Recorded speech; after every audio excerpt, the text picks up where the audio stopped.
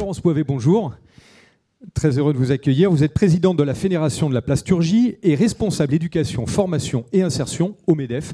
On va avoir l'occasion de parler avec vous de tout cela. En entrée, on va regarder un petit film sur la Fédération de la Plasturgie. Histoire de se remettre. Nous sommes là pour vous chaque jour. Nous encourageons l'espoir et faisons naître des exploits. Nous tirons le meilleur de chacun et leur permettons d'accomplir de grandes choses.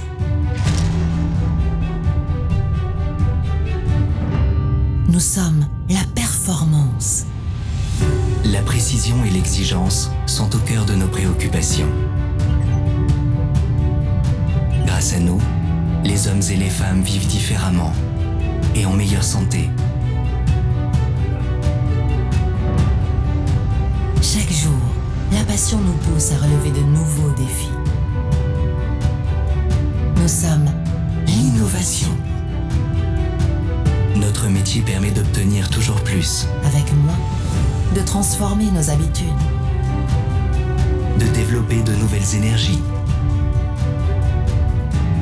Nous façonnons le futur et créons de nouvelles perspectives. Nous sommes ces hommes et ces femmes qui vous accompagnent dans votre vie. Nous sommes les équipiers, Collaborateurs, entrepreneurs, les talents qui font la plasturgie et les composites.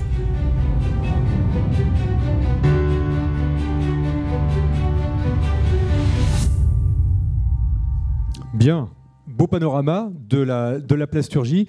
Florence Poivet, on va commencer. On vient de voir que justement la plasturgie concerne tous les domaines. On va parler avec vous. On va commencer déjà par comparer un petit peu le monde de l'entreprise. On a dit qu'on pouvait améliorer sa perception. On voit quand même qu'aujourd'hui, l'industrie a des moyens formidables, peut faire rêver des jeunes. Qu'en est-il en France et puis dans les autres pays que vous connaissez bien, la Suisse et l'Allemagne, puisqu'on l'a évoqué tout à l'heure avec M. Gallois, si on faisait une entrée en matière comme ça, avec un petit panorama sur ces trois pays, qu'est-ce que vous pourriez nous en dire ? Bonsoir à chacune et à chacun.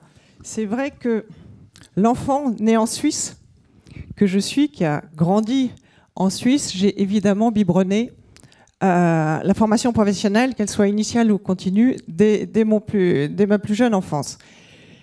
Et dans un pays qui, depuis 7 ans, est le champion du monde en performance économique. Et quand on interroge les gens en Suisse sur les clés de succès de cette performance, ils vous disent tous spontanément, qu'ils soient entrepreneurs, qu'ils soient gens de l'État ou des cantons, c'est notre système de formation et de formation professionnelle. Aujourd'hui encore, 70% des jeunes Suisses rentrent sur le marché du travail par l'alternance. Et je veux juste faire un tout petit rappel aussi. Tout le monde financier et bancaire, ce n'est que 9% du PIB. Donc ça veut dire qu'il y a 90% de l'économie suisse qui est une économie industrielle. C'est un maillage de petites et de moyennes industries formidables, et que si elles réussissent, c'est en grande partie grâce au système de formation professionnelle. Alors évidemment, quand Pierre Gattaz m'a proposé de porter le sujet au MEDEF, je l'ai fait à la fois avec enthousiasme par les gènes qui sont les miens, aussi par l'expérience d'une entreprise industrielle dans le Massif central, qui a eu la chance d'avoir une croissance pendant 25 ans à 2 chiffres, mais qui aurait été impossible sans l'apprentissage.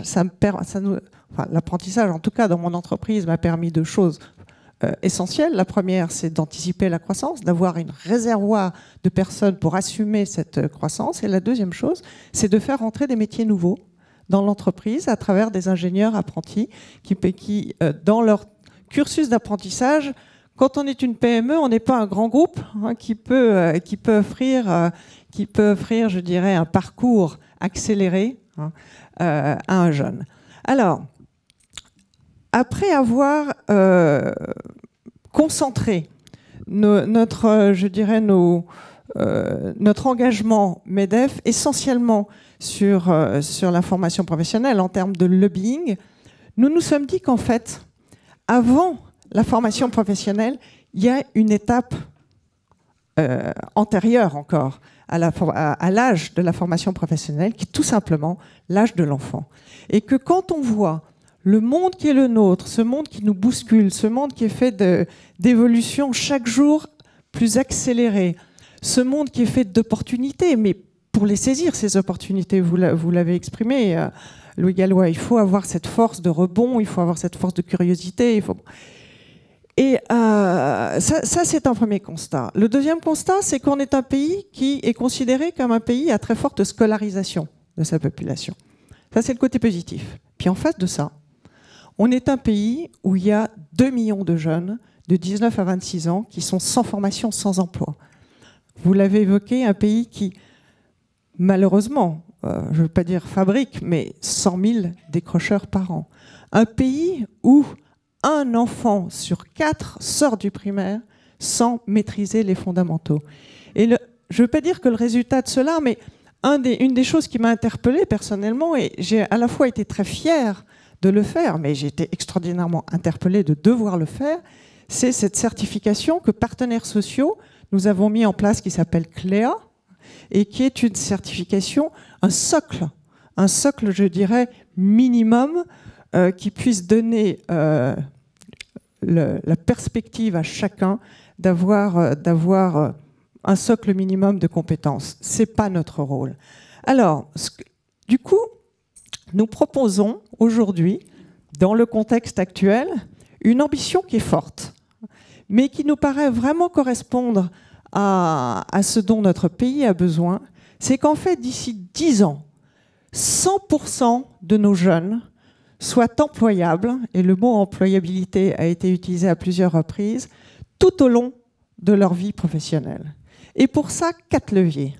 Le premier levier, c'est la maîtrise des fondamentaux. Et 100% employable, ça veut dire que c'est 0 échec à la sortie du primaire. Les fondamentaux, il y en a 3 aujourd'hui, c'est la lecture, l'écriture, le calcul. On en rajoute un 4e, c'est l'apprentissage et la maîtrise du digital. Et puis, on en rajoute un 4', si je puis dire, et ça a été évoqué tout à l'heure dans votre échange, mesdames, c'est les langues étrangères. C'est ce début d'ouverture au monde.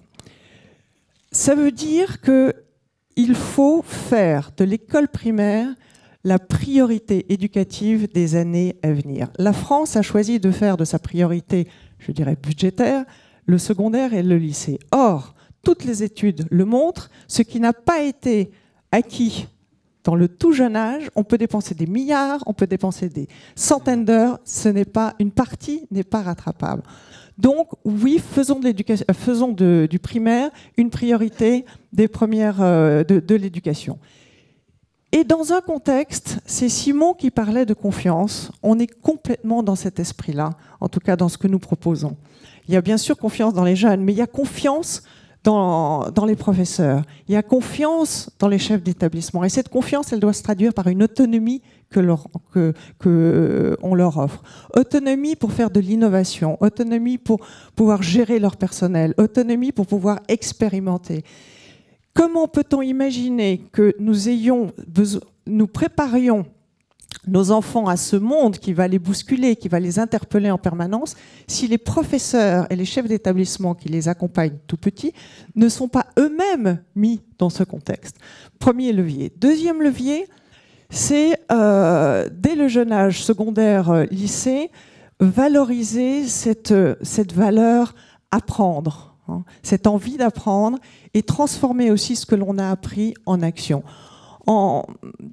Concrètement, c'est aussi que ce soit le temps d'ouverture au monde, pour être acteur, pour oser être acteur dans le monde, pour avoir envie d'être acteur dans le monde, pour être capable d'être acteur dans le monde, il faut le connaître.